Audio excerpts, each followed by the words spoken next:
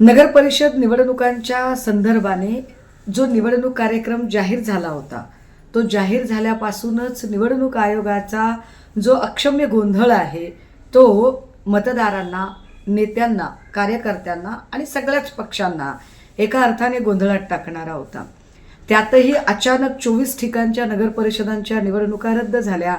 म्हणजे या 24 ठिकाणी ज्या ज्या लोकांनी प्रचंड तयारी केली असेल, आर्थिक शारीरिक अपव्यय झालेला आहे, या सगळ्यांना पुन्हा अजून 20 तारखेपर्यंतचा तो ताण सहन करावा लागत आहे। मात्र 24 नगर परिषदांच्या निवडणुका रद्द होत आहेत म्हणून इतरही नगर परिषदांच्या निवडणुकांचा ज्याचं आज मतप्रक्रिया राबवली जात आहे त्याचा निकाल जो उद्या अपेक्षित होता तो 21 तारखेपर्यंत लांबणीवर टाकणं हे त्याहीपेक्षा अधिक त्रासदायक आहे।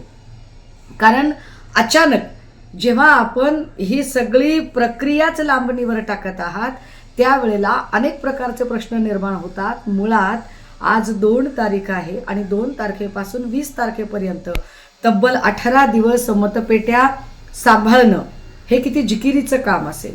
या सगळ्यांमुळे एकूण पोलीस व्यवस्थेवर किती ताण येऊ शकतो, निवडणूक आयोगाच्या कर्मचाऱ्यांवर किती ताण येऊ शकतो, यामधून जे वेगवेगळ्या पक्षाचे नेते कार्यकर्ते आहेत यांच्यातला जो एकूण स्थानिक पातळीवरचं जे एक सामंजस्याचं सलोख्याचं वातावरण असतं हे वातावरण किती बिघडू शकतं याची सुतराम कल्पना निवडणूक आयोगाला आहे का?